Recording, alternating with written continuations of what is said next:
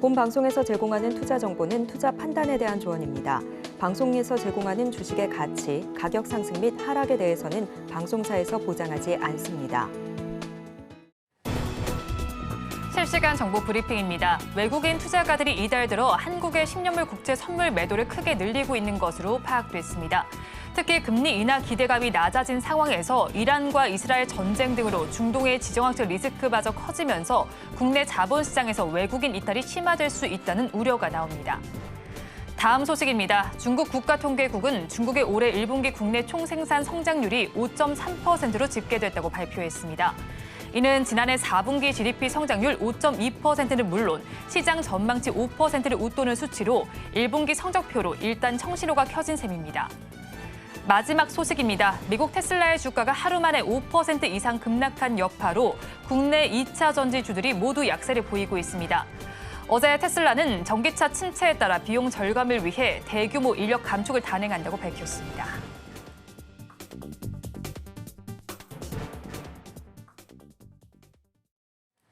시청자 여러분 안녕하세요. 오늘을 돌아보고 내일을 준비하는 오늘장 내일장 2부 진행의 백선혜입니다. 장 마감까지 확실한 승부 전략과 내일장 주목할 섹터까지 제시해드리고 있습니다. 오늘도 저희 방송과 함께 하시면서 성공적인 투자 전략 가득 담아가시기 바랍니다. 저희 방송은 유튜브를 통해서도 보실 수 있습니다. 유튜브 검색창에 서울경제TV라고 검색하시면 저희 방송과 함께 하실 수 있으니까요. 많은 참여 부탁드리겠습니다. 그러면 오늘장 내일장 2부 본격적으로 출발합니다.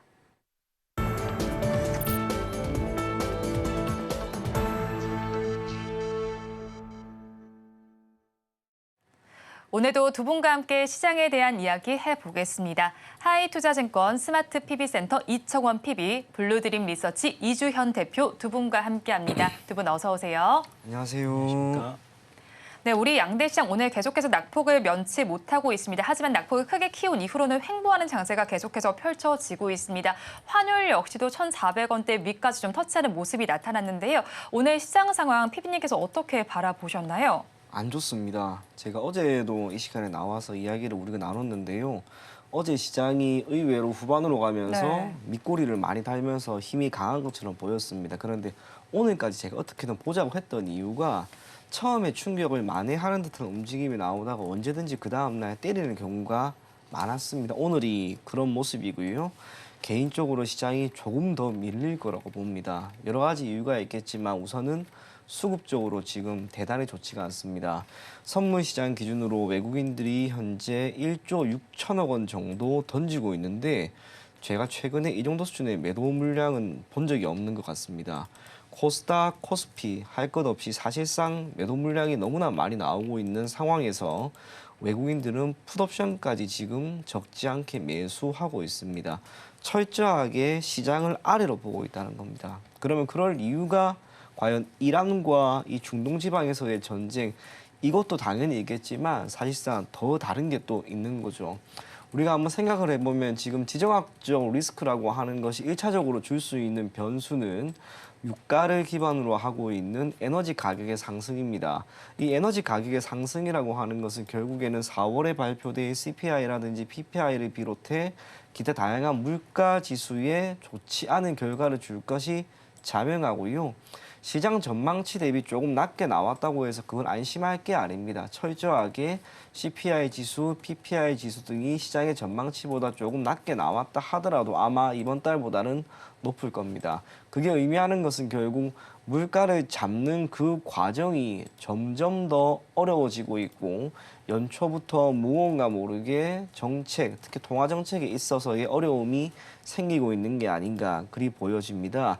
이걸 조금 더 확장을 해서 이제 원론적인 이야기를 해보자면 미국 같은 경우에는 결국에는 연준에서는 크게 두 가지 토끼를 잡아야 합니다. 첫째로는 물가 안정. 참고로 FED가 1913년에 설립된 이후로 첫 번째 궁극적인 정책 목표는 오로지 한 가지, 물가 안정이었고요. 정확하게 99년이 지난 시점에서는 고용 안정이라고 하는 이 두 가지 정책 목표를 현재 어떻게든 해 나가려고 하고 있습니다. 지금 미국의 경제 상황 그중에서도 고용 상황을 보게 되면 우선은 실업률은 3%대 중후반 정도로 매우 괜찮고요.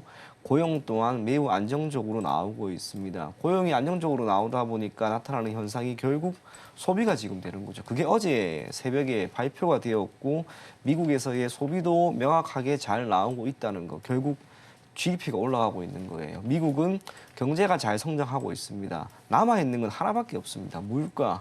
그러면 이 물가를 조금이라도 더 안정시키기 위해서 과연 미 연준은 올해 우리가 생각했던 것처럼 금리 인하를 할 것인가? 그러지 않을 가능성이 이제 점점 더 높아지는 거죠. 단순하게 금리 인하 기대감이 올해 3번, 많으면 4번 정도였다라고 할 수가 있는데 지금 시점에서 미국 경제가 너무나 탄탄하게 흘러가고 있는 상황이라면 굳이 금리 인하를 해서 물가를 다시 한 번 더 불안하게 할 필요는 없는 그런 상황에 놓여지고 있습니다. 금리의 변화, 통화량의 변화, 그 모든 통화 정책의 궁극적인 목표는 하나밖에 없습니다. 실물 경제의 안정화. 이 물가라고 하는 것은 철저하게 실물 경제인 거죠. 미 연준과 파월 의장 한 번씩 참 굳이 저렇게까지 해야 되나 싶은 생각이 참 많이 들지만요. 사실상 그렇게 하는 게 맞다라는 생각이 조금씩 더 많이 들곤 합니다. 그런 면에서 금리 인하 기대감은 사실상 조금 더 후퇴할 거고요. 물가에 대한 불안함과 이 기대감 모두 조금씩 뒤로 밀려날 겁니다. 그게 의미하는 것은 시장이 조금 흔들릴 수도 있다는 것. 하지만 장기적으로는 분명히 다르다고 우리가 생각을 해야 됩니다. 통화정책을 기반으로 하고 있는 이 금융시장이라고 하는 것은 결국에는 실물 경제가 좋다면 나아지게 마련입니다.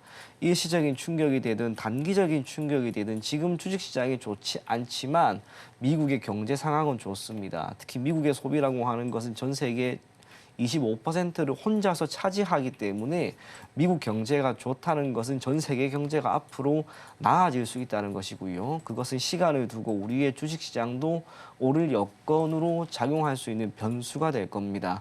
단기적인 조정은 참 아프고 힘들고 괴롭습니다만 이겨낼 수 있다라고 생각을 하시고 여러분들이 장기적인 관점에서는 나아진다. 그렇게 당연히 생각하는 게 맞고요. 이란과 이번 이슈, 이 전쟁이 조금은 더 이어질 수 있습니다. 최대한 현금을 확보하는 전략해 나갈 것을 권해드리겠습니다. 네, 오늘 시장 좋지 못합니다. 어제 출연을 하셔서 오늘까지 시장을 바라보자고 말씀을 해주셨는데 오늘 양대 시장은 2%대 정도의 낙폭을 보여주고 있고요. 수급적인 측면도 부정적입니다. 외국인 대규모의 매도세가 나타나고 있는 상황이고요. 또 유가를 기반으로 해서 에너지 가격 상승 가능성도 있습니다. 금리 인하 기대감도 점차 낮아지고 있는 시장인데요. 시장에 사실 호재 요인은 없지만 장기적으로 봤을 때는 그래도 긍정적인 시각 유지한다라고 정리를 해주셨습니다. 이어서 대표님께도 시장 상황을 질문을 드려보겠습니다. 사실 외국인의 매도세도 있지만 기관 투자자들도 양대 시장 모두에서 발을 계속해서 빼고 있는 양상이 펼쳐지고 있거든요. 네. 이렇게 기관이 또 발을 빼는 이유도 한번 알아봐야 될 것 같은데요. 글쎄요. 기관 왜 팔까요? 수익이 안 날 것 같으니까 팔지 않겠나라는 생각이 드는데 사실 기관들의 매도세는 4월 들어서 이제 뚜렷하게 지금 연속적으로 계속 일어나고 있는 그런 현상이라고 보시면 좋을 것 같고 국내 일단 선거를 앞둔 불확실성 이런 부분들도 4월에 분명히 있었지만 궁극적으로 일단 미증시의 추세적인 부분이 일단 깨지는 그런 흐름들이 좀 나왔다라고 봐야 될 것 같습니다. 물론 지금 기술적으로 우리가 봤을 때 실질적인 어떤 추세가 하락으로 이렇게 자리를 잡는 그 깨지는 흐름이 나온 거는 결국 매크로적인 이슈들 이런 부분들이 선행을 했거든요. 아마 여러분들 뉴스를 계속해서 이렇게 지켜봐 보신 분들은 다들 아시겠지만 지금 금리 인하를 작년 같은 경우는 7번 올해 한다라고 얘기가 나왔다가 그게 이제 한 3번 정도로 줄었었습니다. 그게 3월에 한다라는 얘기가 있었죠. 그랬는데 6월로 연기가 되었어요. 그리고 지금 금리 인하가 아니라 인상을 해야 되는 거 아니냐라는 얘기가 지난주에 한두 번씩 나왔죠. 그래서 이제 그런 것들을 우리가 봤을 때 이게 어떤 10월부터 증시 이제 미증시를 봤을 때 3월까지 나스닥이 어마어마한 상승을 보여줬는데 어떤 금리 인하를 해서 이런 일이 일어났냐 하면 그게 아닌 금리 인하에 대한 기대감, 즉 피봇에 대한 기대감 때문에 이제 이렇게 올라왔다라는 사실에 주목을 해야 되는 겁니다. 결국은 그런 기대감이 현재 깨지고 있는 그런 구간으로 시장이 접어들고 있다라고 보셔야 될 것 같고요. 그래서 이제 지난주, 지지난주부터 제가 계속해서 방송 나올 때마다 현금화를 해두시는 게 좋다. 현금이 전혀 없으신 분들은 20, 30%라도 만들어 두시는 것이 좋겠다라는 얘기를 드렸던 부분이고요. 그게 이제 나스닥 같은 경우는 CPI 안 좋게 나오면서 장대 연봉이 나왔다가 PPI 나오면서 이제 반등을 하는가 싶었죠. 그런데 그 다음 날 바로 올라가주는 흐름이 안 나왔다라는 것은 개파락 출발을 했습니다. 실질적으로. 이렇게 이제 시장이 만들어질 수밖에 없는 그런 요인이라고 보시면 될 것 같고요. 3대 지수를 우리가 살펴봤을 때 나스닥 같은 경우는 특징적인 부분이 뭐냐면 하락을 마무리하고 돌리는 흐름, 네. 그것도 좀 빠르게 나오고요. 그리고 굉장히 탄력적으로 빠르게 올라갑니다.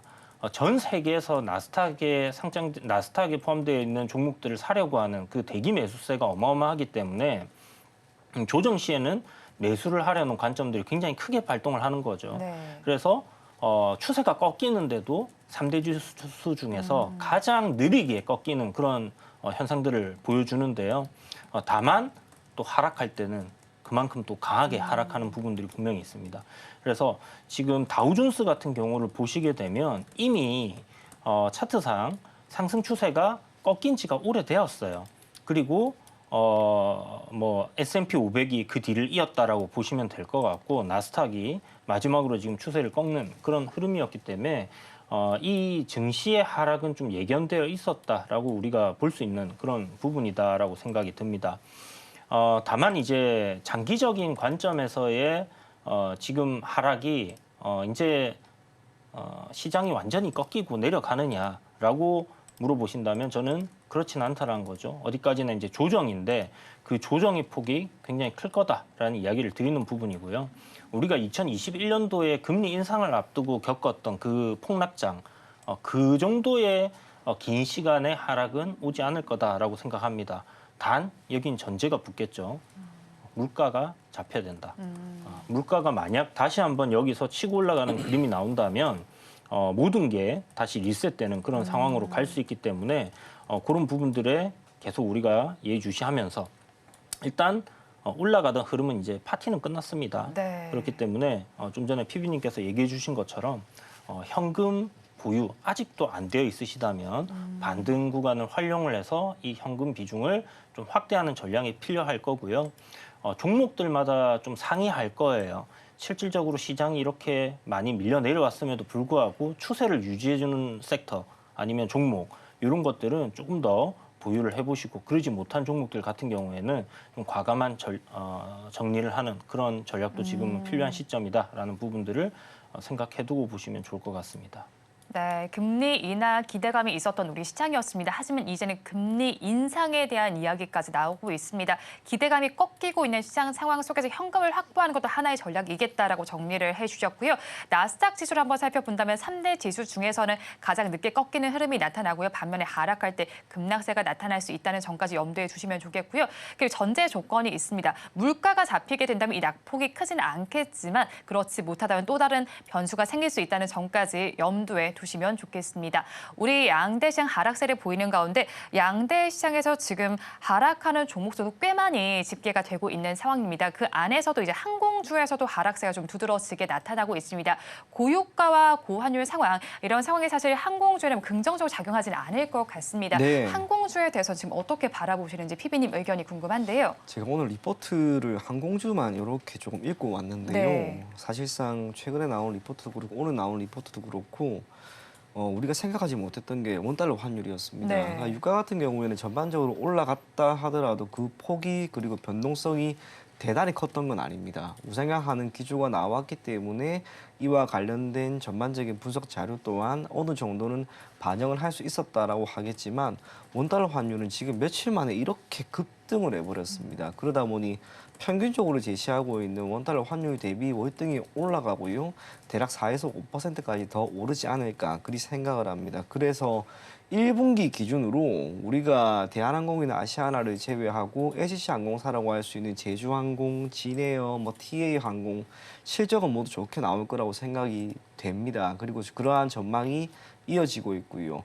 하지만 4월에 이렇게 나타난 큰 변화가 사실상 반영이 명확하게 된 것이 아니기 때문에 2분기에는 상당 부분 비용의 측면에서의 증가에 따라 어려워질 수가 있습니다.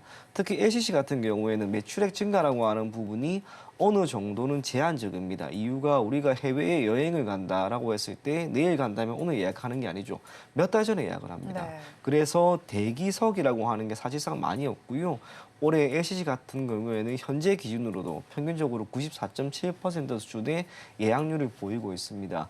매출액은 여기에서 발생하는 게 어느 정도는 이제 전망이 되고 있는데 뜻하지 않게 비용이 너무나 많이 나오게 된다면 필연적으로 영업이익 기준으로 마이너스가 돼버릴 수 있는 그런 상황도 나타나지 않을까 그리 봅니다. 저는 그게 오늘은 시장 영향에 따라 이렇게 주가가 밀리는 것이기도 하겠지만 전반적으로 LCC 업계의 전반적인 주가 약세가 나오는 게 아닌가 그리 생각을 합니다.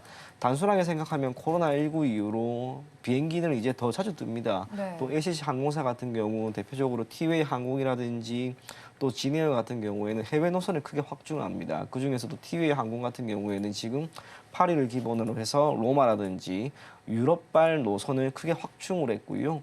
진에어 같은 경우에도 비중이 거의 절반입니다. 동남아, 일본 35% 정도인데 이것 또한 더 늘어나지 않을까 그리 생각을 합니다. 환경은 분명 좋아졌습니다. 매출액도 늘어날 수 있을 만한 여건이 되었고요. 각 LCC 항공사들이 가지고 있는 비행기 또한 대한항공이나 아시아나항공으로부터 몇 대 더 도입을 하기로 했습니다. 그런데 영업 비용의 측면에서 꽤나 많은 어려움을 겪을 수 있다는 점에서 저는 진에어나 제주항공 또 TA항공 지금 보이는 이 흐름이 크게 반등하기는 상당히 어렵지 않을까 그리 보여집니다. 그래서 현재 보유를 하고 계신 분들은 우선은 일정 부분 비중을 조금 축소하거나 현금을 만들 것을 권해드리겠고요. 신규로 혹시나 진입을 하려고 하시는 분들은 지금보다는 원달러 환율이 조금 더 안정이 되고 유가가 조금 더 안정이 되는 시점에 맞추어서 접근할 것을 권해드리겠습니다. 네, 항공주를 둘러싼 외부 리스크가 있습니다. 원달러 환율이 이렇게 높은 변동성을 예상하지 못했던 바에 없기 때문에 항공주 역시 타격을 받는 것으로 보이고 리포트 내용들도 좀 정리를 해주셨습니다. 또 LCC 업계 주가 약세가 나오고 있는 만큼 보유자분들 일정 부분 비중을 축소하는 전략이 좋겠다고 정리를 해주셨습니다. 항공주가 계속해서 바닥을 좀 다지고 있는 양상이 좀 전반적으로 펼쳐지고 있는 것 같습니다. 네, 찐 바닥은 어디쯤일지도 궁금하고요. 보유자분들 역시나 비중 축소 관점이 유효할까요? 찐바닥은 사실 뭐 누구도 알 수가 없겠죠.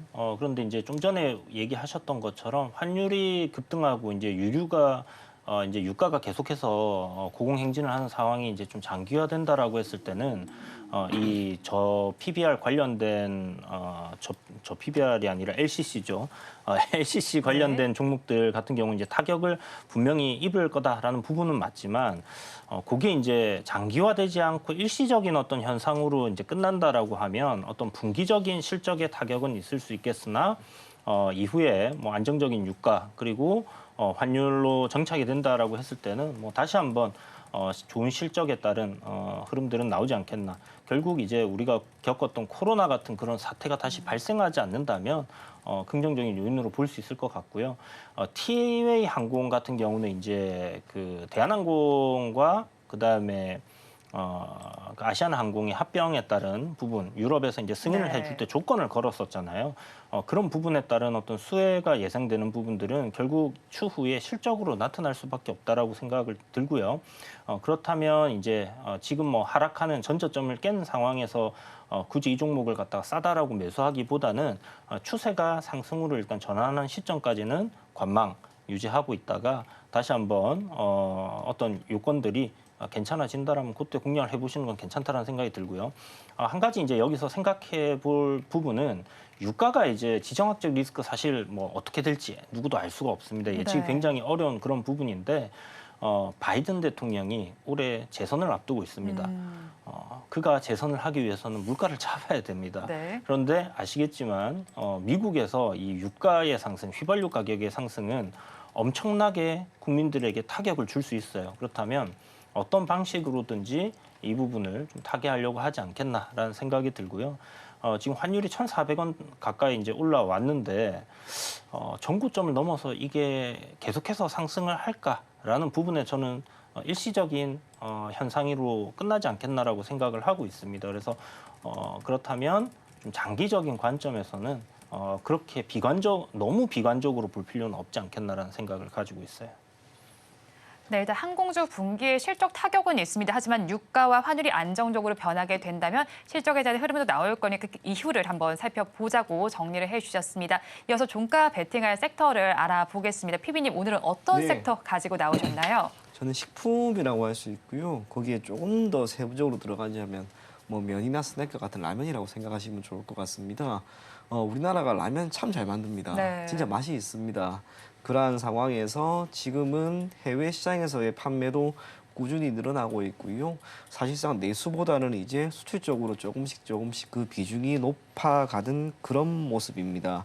해외 시장에서의 인기가 이렇게 많다 보니 해외에 있는 분들의 입맛을 맞추기 위한 다양한 제품군들도 나오고 있습니다. 뿐만 아니라 예를 들면은 대다수 이 라면 혹은 면이나 스낵 같은 경우에는 시장의 코스피가 있고요. 또 섹터 자체의 수익률과 몇몇 기업들의 시장 수익률을 살펴보면은 언제나 코스피보다는 조금씩 높은 수익률을 최근에 다 보였습니다. 그도 그럴 것이 말 그대로 실적이 지금 잘 나옵니다. 실적이 잘 나오는 기저에는 제품에 대한 생산도 생산이지만 최근에 들어가는 그 비용의 측면에서의 감소도 일정 부분 영향이 있다는 것을 우리가 생각해 보면 좋지 않을까 그리 보여지고요.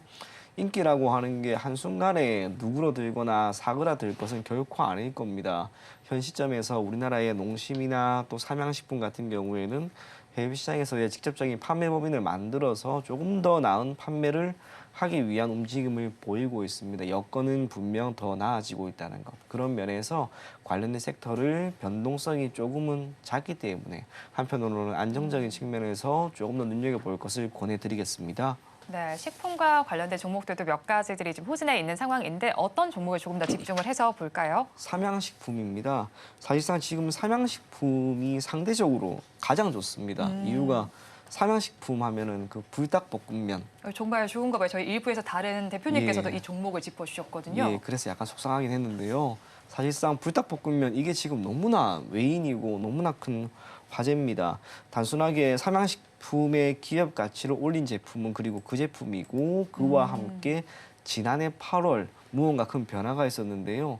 불닭볶음면이 사상 처음으로 50억 개를 판매를 합니다. 그래서 삼양식품 같은 경우 그때 엄청난 갭 상승이 나오면서 주가가 크게 올라갔습니다. 이후에 주가 흐름은 잘 가고 있는 그런 상황이고요.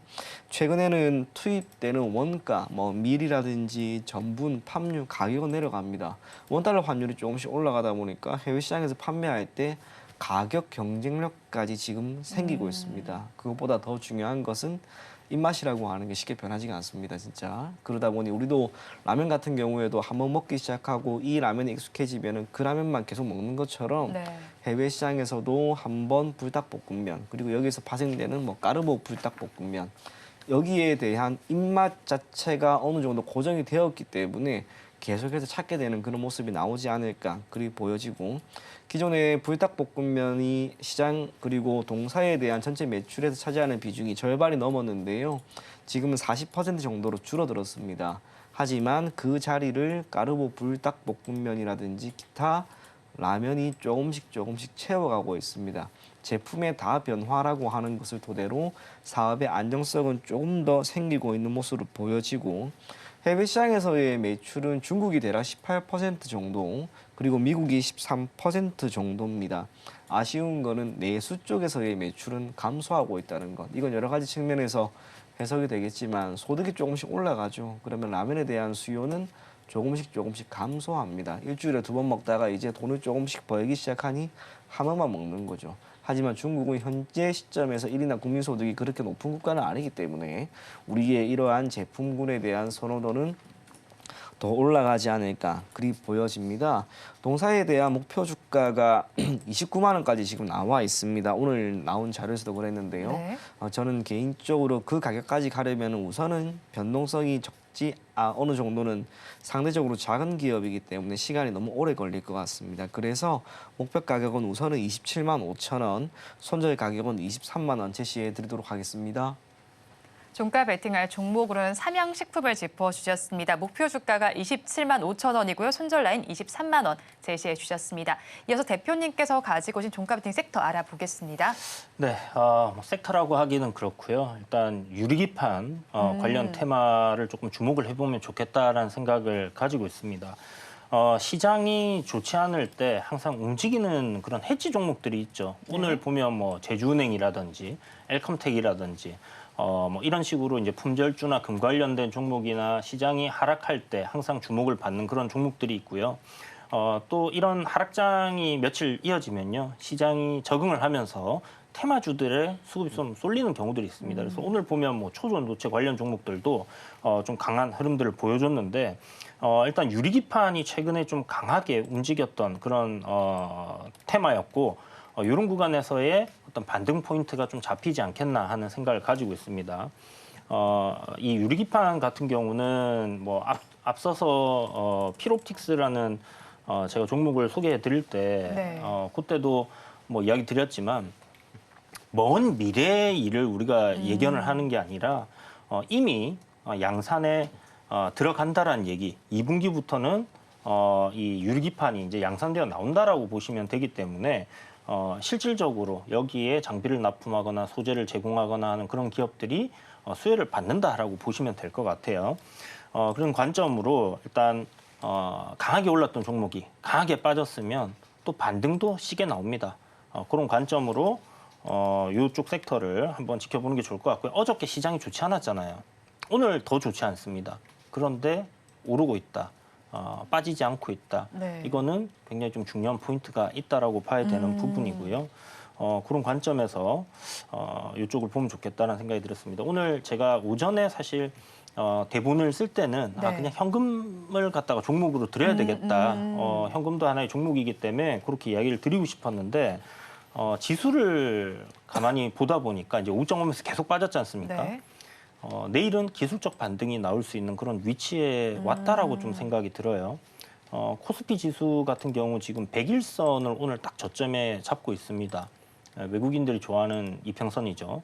네. 거기다가 우리 1월부터 이번까지 상승이 나왔던 상승 폭의 그 중심까지, 그러니까 벌써 절반이 빠진 거예요.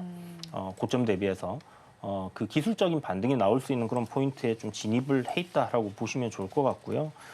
만약 내일 기술적인 반등이 조금 나와준다라면 과연 어떤 종목이 가장 뭐 빠르고 강하게 튀어 올라올까, 어떤 섹터가 움직일까, 이 부분에 좀 주목을 해보면 결국 빠지지 않고 잘 버티는 종목이 낙폭 과대보다는 오히려 더 반등이 강하게 나올 가능성이 높다라고 생각합니다. 자, 그래서 오늘 제가 준비한 종목이 바로 필옵틱스라는 네. 종목이고요. 필옵틱스는 지금 뭐 투자 경고가 붙어 있기는 해요. 그런데 네. 오늘 올 때까지만 해도 이렇게 이제 시세가 안 나오고 있었는데 지금 한 6% 정도 반등이 나오네요. 일단 종가 매수 여전히 유효하다라고 생각이 들고요. 최근에 이제 뭐 3만 6천 원 이상 시세가 났던 부분에 대한 조정 크게 받았고 반등 되돌리는 구간에서 지금 잘 나오고 있습니다.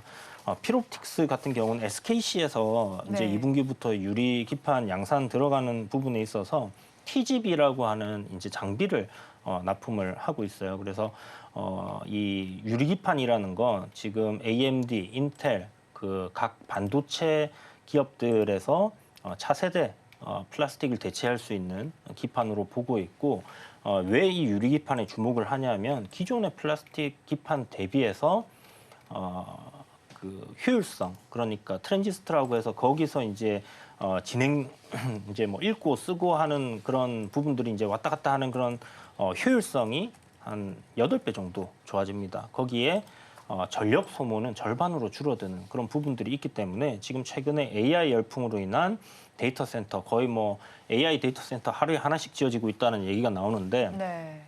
그런 뭐 4만 불이 넘어가는 고부가 가치의 기판에 충분히 쓰일 수 있는 그런 기술을 보유를 하고 있고, 일단 새로운 무언가를 개발해내야 되는 게 아니라 기존에 개발되어 있는 부분들을 활용을 함으로 인해서 그 데이터 센터의 효율을 높일 수 있는 부분이기 때문에 주목을 받고 있는 부분이다라고 보시면 될 것 같습니다. 그래서 필옵틱스 같은 경우는 최근 이제 그 장비 관련해서 시장에서 대장으로 부각을 받았고, 오늘 종가로 좀 공략을 해보면 괜찮지 않겠나라는 생각을 가지고 이 종목을 선택하게 되었습니다. 종가로 공략을 하고 가격 전략은 앞으로 어떻게 가져갈까요? 네, 목표가는 뭐 지금 시장에 뭔가 들고 쭉 가기보다는 정말 종가에 매수를 하고 손절을 좀 타이트하게 잡고 어떤 단기 시세를 한번 노려보면 좋지 않겠나라는 관점으로 접근을 하시면 좋을 것 같고, 대략 뭐 3만 원에서 한 3만 500원 정도, 이 정도 앞에 보면 이제 갭 하락이 나오면서 이렇게 저항을 만들어 놨습니다. 그래서 그 정도 3만 500원 목표가 잡으시고, 손절가는 24,100원 저점을 이탈하게 되면 최근 강하게 내려오던 이 흐름 이어서 간다라고 봐야 되거든요. 그래서 그런 관점으로 접근하시면 될 것 같습니다. 종가 베팅할 종목으로 필옵틱스를 짚어주셨습니다. 목표 주가는 3,500원이고요. 손절 라인 24,100원 잡아주셨습니다. 이렇게 또 금리 인하 기대감이 좀 물 건너가서일까요? 성장률 쪽에서도 계속해서 하락 흐름이 이어지고 있습니다. 그 안에서 로봇의 흐름을 한번 체크를 해보고 싶은데요. 오늘 로봇 섹터 전반이 3%대 약세 흐름이 나타나고 있습니다. 사실 뭐 대기업과 협업한다는 기대감이 있었던 종목들도 있었고 한데 분위기가 상당히 좋지 못하거든요. 로봇 네. 어떻게 바라봐야 할까요? 얼마 전에 엔젤 로보틱스가 상장이 되었고요. 1차적으로 상장 이후 대략 일주일 정도는 변동성이 컸고 기대감이 있었습니다. 그런데 이제는 본질적인 부분으로 회귀를 한 게 아닌가 그런 생각이 듭니다. 개인적으로 로봇주는 지금 시점에서는 상당 부분 우리가 흔히 말하기로 기회만 있는 그런 산업일 수도 있고요. 속된 말로 표현하면 뜬구름 잡는 그런 산업이 지금 어느 정도 만들어진 게 아닌가 그리 보입니다. 아쉬움이 꽤나 큽니다. 이유는 크게 세 가지입니다. 첫 번째로 우리나라 같은 경우에는 로봇의 경우 1차적으로 그 안에 들어가는 부품에 대한 내재화가 너무나 덜 된 상황입니다. 가까운 일본 같은 경우에는 로봇에 들어가는 부품의 경우 대략 97% 정도를 자국 내에서 자체적으로 생산을 하고 조달을 하고요. 우리의 경쟁 국가라고 할 수 있는 중국 같은 경우에는 73% 정도인데 우리나라는 아직 70%가 안 됩니다. 그게 의미하는 건 하나밖에 없습니다. 로봇 산업이 조금 더 성장을 할 수 있는 밸류 체인이 지금 제대로 형성이 안 된 상황입니다. 그도 그럴 것이 완성형 제품을 만드는 기업이라고 할 수 있는 두산 로보틱스, 레인보우 로보틱스 같은 경우는 있습니다만 그 안에 들어가는 감속기, 대표적으로 SPG라든지 SBB 테크는 있습니다. 그리고 기타 다양한 부품은 거의 다 비상장이거나 아니면 해외에 있는 하모닉 드라이브라고 하는 일본 기업으로부터 조달을 합니다. 해외에서 부품을 조달하게 되면 당연히 비용이 올라가게 되고요. 아직 우리나라에서 자체적으로 부품 조달이 명확하지 않다는 것은 산업이 크게 성장할 수 있을 만한 여력이 조금 어렵다는 것이라 생각하시면 좋을 것 같습니다. 두 번째로는 SI 시스템인데요. 이 로봇이라고 하는 것은 결국에는 우리가 보는 것은 완성품입니다. 이 하드웨어만 봅니다. 하지만 그 안에는 여러 가지 시스템, 소프트웨어적인 부분이 결부가 되어야 하는데 현재 기준으로 우리나라에 있는 두산 로보틱스나 레인보우 로보틱스, 뉴로메카 다양한 기업들은 이에 대해서 외주를 주고 있습니다. 그나마 지난해 정도부터 두산 로보틱스가 직접적으로 엔지니어들을 채용을 하게 되고요. 이 SI 시스템을 직접적으로 만들기 위한 움직임을 보이고 있으나 아쉬운 것은 단기적으로 더 성장을 하고 R&D에 들어가는 비중이 높다 보니 비용의 측면에서 많이 들어간다는 거예요. 그리고 마지막은 이제 판매 법인인데요. 우리나라 같은 경우는 많이 생산이 되는 로봇은 결국에는 협동 로봇입니다. 이 협동 로봇이라고 하는 것은 산업용 로봇의 일부분이라고 생각을 하시면 되는데 기존 협동 로봇 같은 경우에는 지금 우리나라는 거의 대다수가 F&B 시장에 국한되어 있습니다. 근데 F&B 시장 같은 경우에는 시장 규모가 그렇게 크지가 않고 이에 사용되는 로봇이 이겨낼 수 있는 하중도 그리 큰 편이 아닙니다. 사실상 두산 로보틱스, 레인보우 로보틱스 선두입니다. 이 두 기업이 현 시점에서 만들어내는 로봇 같은 경우 이겨낼 수 있는 하중이 10kg 내외밖에 안 됩니다. 그리고 해외 시장에서의 판매 그리고 수출이라고 하는 규모의 측면에서도 보았을 때 우리나라는 아직까지 협동 로봇에 대한 통관 부호도 없는 그런 상황입니다. 그럼 통관 부호가 있는 국가를 한번 살펴보니까 대표적인 게 덴마크가 있는데요. 덴마크에서 수출이 되는 협동 로봇은 크게 두 가지 국가, 미국과 독일이 상당 부분 차지했습니다. 이렇게 협동 로봇이 미국과 독일로 많이 가는 이유는 다른 건 아니고요. 인간이 할 수 없는 어려운 부분, 예를 들면 산악 지방에서의 구조라든지 불이 났을 때 사람이 아닌 로봇이 대신 들어가 주는 것, 그와 관련된 일을 많이 하고 이들은 하중을 꽤나 많이 이겨낼 수 있습니다. 우리나라는 아직 그 정도까지 되지는 못한 상황입니다. 그러다 보니 실적의 측면에서 지금 많이 아쉬운 거죠. 전반적으로 로봇 관련된 기업들이 올해 보일 수 있는 영업이익이 흑자 전환될 것인가 쉽지가 않을 겁니다. 뭐 3분기, 4분기 두산 로보틱스 같은 경우에는 흑자 전환이 어느 정도 예상이 된다, 그렇게 전망이 된다라고 하지만 그것 또한 까봐야 합니다. 적어도 지금처럼 밸류 체인이 아직 명확하게 구성이 되어 있지 않고요. 소프트웨어에 대한 부분도 꽤나 많이 미미하고 마지막으로 판매 법인이 그리 많지 않은, 참고로 두산 로보틱스 같은 경우에는 지금 75개 정도가 있고 레인보우 로보틱스 같은 경우에는 지난해 12월 이제 미국의 판매 법인을 설립했을 뿐입니다. 아직까지 국내 시장에 너무나 많이 집중되어 있습니다. F&B 시장 규모가 크지 않다는 것을 감안했을 때 매출액은 조금 늘지라도 이에 따른 영업이익의 흑자 전환은 지켜볼 필요가 있습니다. 그런 면에서 주가는 지금도 약간은 고평가되어 있는 게 아닌가라고 보여지고 두산 로보틱스, 레인보우 로보틱스는 그나마 버티지만 그 아래에 있는 로보티즈, 로보스타 이런 기업들은 240일 신저가를 전반적으로 다시 한번 보일 듯한 움직임입니다. 그런 면에서 로봇 관련주 단순하게 성장성이 좋다, 뛰어나다, 앞으로 발전할 것이다, 오로지 그것만 보고 접근하기보다는 조금씩 개선되는 수치를 반드시 체크할 필요가 있다는 점을 토대로 로봇 관련주는 여러분들이 조금은 관망할 것을 권해드리겠습니다. 네, 로봇 관련주들 본질적인 부분으로 회귀를 하고 있습니다. 핵심 부품을 해외에서 조달하면서 비용이 증가되는 부분이 있고요. 흑자 전환 시기에 의문이 있다는 부분까지 정리해 주셨습니다. 그러면 저희 마감 동시호가 구간 우리 시장은 어떤 분위기 보이고 있는지 양대 시장의 분위기 체크해 보겠습니다. 오늘 우리 양대 시장 종일 힘을 내지 못하는 장세가 펼쳐졌습니다. 장중에 낙폭을 더 키워가는 모습이 나타나다가 그래도 조금씩은 힘을 내려는 모습이 나타나곤 있습니다. 하지만 코스피 지수 2.39% 급락 양상이 펼쳐지면서 2,600선도 위태로운 상황입니다. 2,606선에 마감을 준비하고 있고요. 다음으로 코스닥 시장으로 넘어가서 살펴보겠습니다. 코스닥 시장에서도 2.34%의 내림세가 나타나고 있습니다. 832선에서 마감을 준비하고 있습니다. 이어서 수급 상황 이어서 체크를 해보겠습니다. 코스피 시장을 먼저 살펴보겠습니다. 오늘 코스피 시장에서는 외국인과 기관의 동반 매물이 출회되는 가운데 개인 투자자들 많이 홀로 사고 있습니다. 외국인은 3천억 원 넘게 덜어내고 있고요. 기관은 2천억 원 넘게 팔고 있습니다. 기관 오늘까지 10거래일 연속 매도세를 나타내고 있고요. 외국인 투자자들 2거래일 연속 매도 흐름 나타냅니다. 반면에 개인 투자자들 많이 홀로 5천억 원 넘게 사들이고 있습니다. 다음으로 넘어가서 코스닥 시장의 상황도 살펴보겠습니다. 코스피 시장과 같은 수급 양상이 관찰이 되고 있습니다. 외국인과 기관은 팔고 개인만이 홀로 사고 있습니다. 외국인 투자자들 1,000억 원 넘게, 기관 투자자들 100억 원 넘게 팔아냅니다. 외국인은 오늘까지 7거래일 연속, 기관은 10거래일 연속 매도세 나타내고 있고요. 개인 투자자들 많이 2천억 원 가까이 사들이고 있는 장세가 펼쳐지고 있습니다. 오늘 시장 상황 대표님 어떻게 바라보셨습니까? 네, 뭐 전반적으로 안 좋죠. 안 좋은데 아까도 이야기 드렸던 것처럼 일단 기술적인 위치가 저점을 잡을 수 있는 그런 구간에 들어왔었어요. 외국인들이 2시까지 매도하던 순매도량이 한 3,600억 정도 됩니다.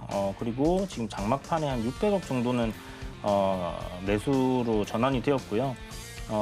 기관도 같이 조금 매수를 하면서 지수가 살짝 반등이 나오긴 했어요. 이제 기술적으로 내일 반등이 나오느냐 아니면 오늘 미증시가 하락을 하면서 내일 아침에 시가부터 하락 출발했다가 뭐 반등 나오느냐, 어찌 됐든 간에 방향이 바뀌는 건 아닙니다. 지금 현재 방향은 하락으로 잡혀 있는 상황이고 내려갈 때 항상 이야기 드리지만 올라갈 때도 마찬가지고요. 지그재그로 올라가죠. 저점을 높이면서 올라가고 고점을 낮추면서 내려갑니다. 결국은 뭐 주구장창 빠지는 그런 상황은 지금 뭐 코로나 같이 그런 게 터진 건 아니기 때문에 한 번 정도의 반등은 나온 구간들이 있을 거다라고 생각을 하시면 될 것 같고요. 혹시나 여러분들이 보유하시는 그런 종목들 딴에서 시장 반등과 함께 시세가 좀 나와준다라면 함께 탈출하시는 게 좋겠다 이렇게 말씀드리도록 하겠습니다.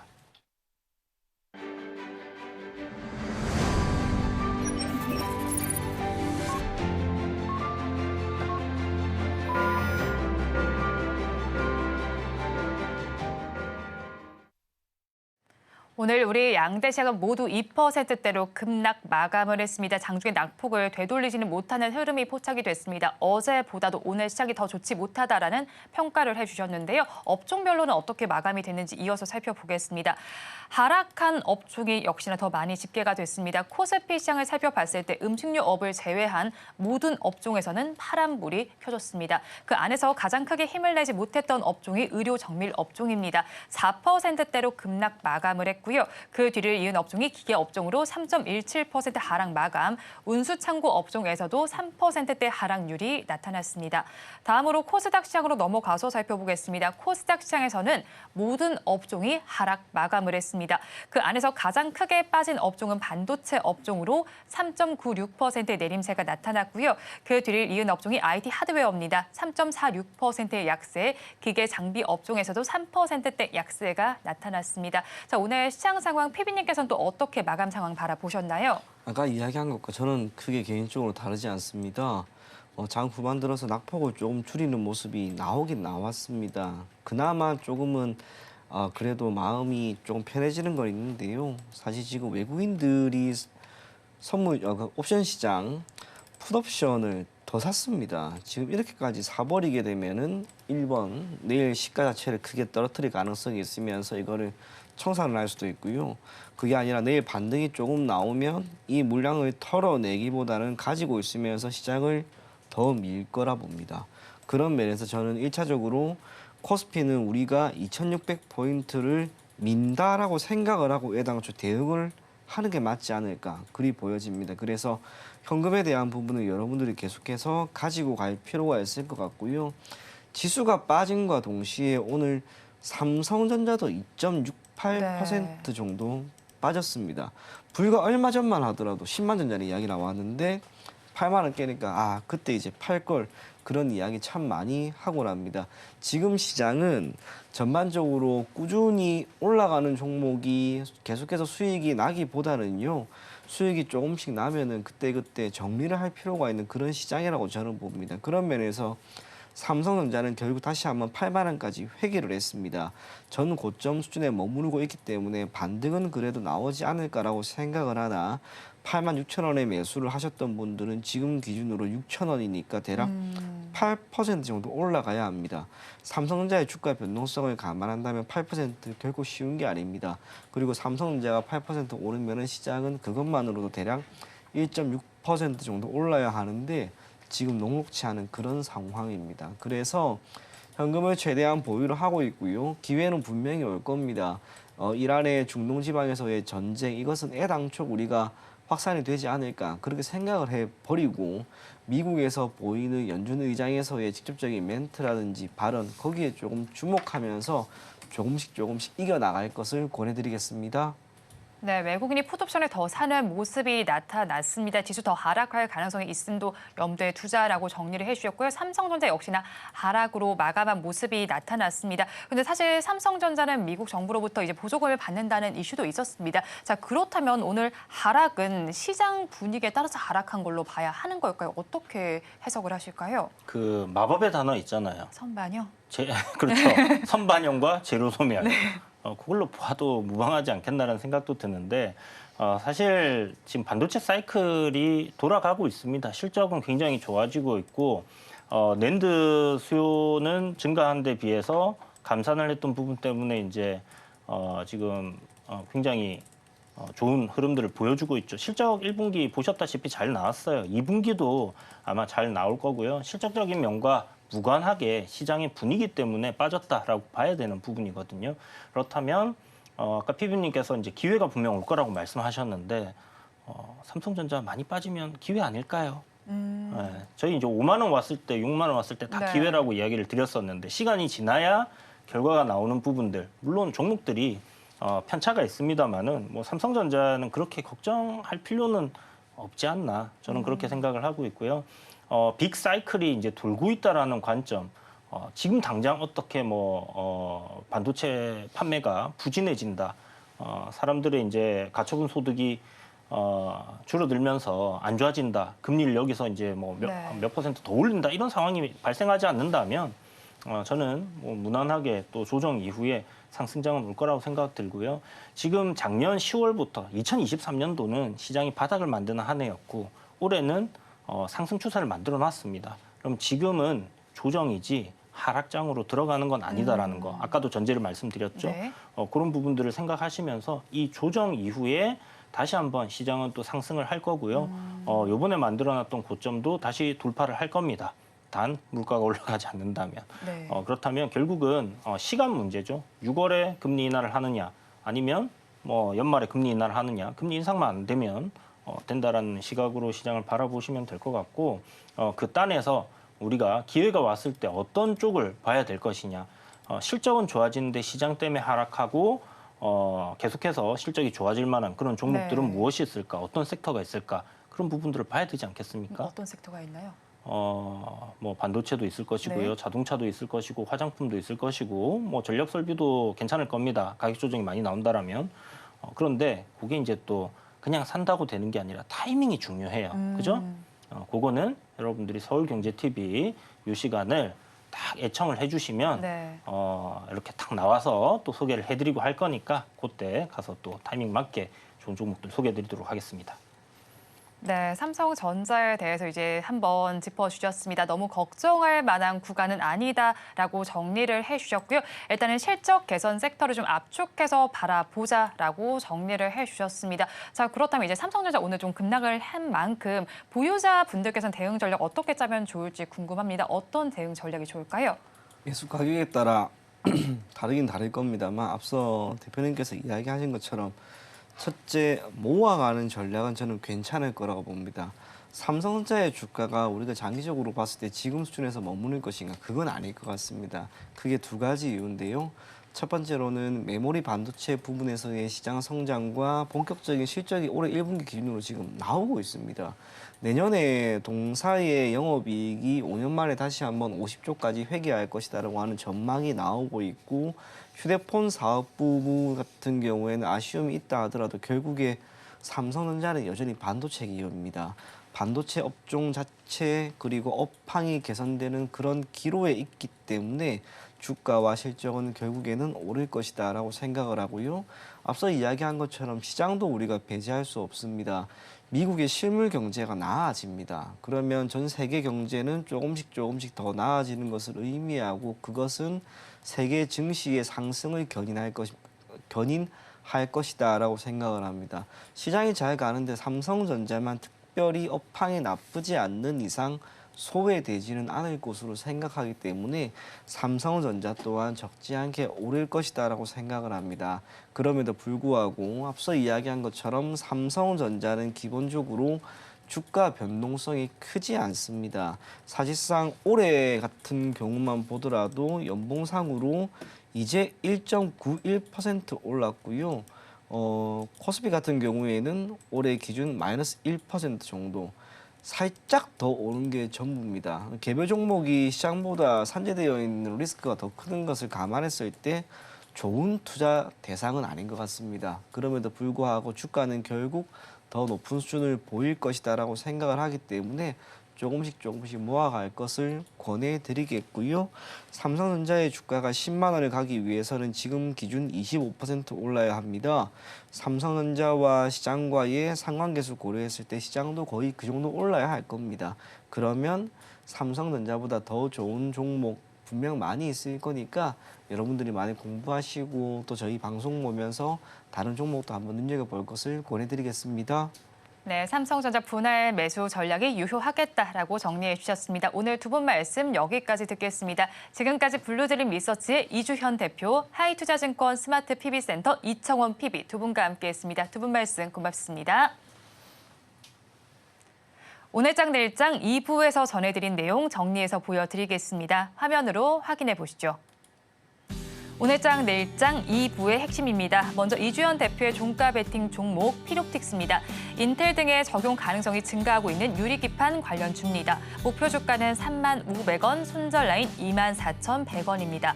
다음 장으로 넘어가서 이청원 PB의 종가 베팅 종목 삼양식품입니다. 실적 기대감이 고조가 되고 있으며 K푸드에 대한 기대감도 높아지고 있는 만큼 참고를 해보시면 좋겠고요. 목표 주가 275,000원, 손절 라인 23만 원입니다.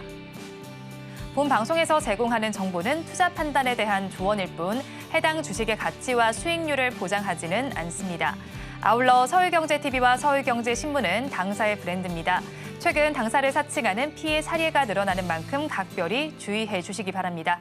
오늘장 내일장 2부에서 준비한 순서는 여기까지입니다. 저희는 내일 이 시간도 여러분과 함께하겠습니다. 오늘도 시청해 주신 여러분 고맙습니다.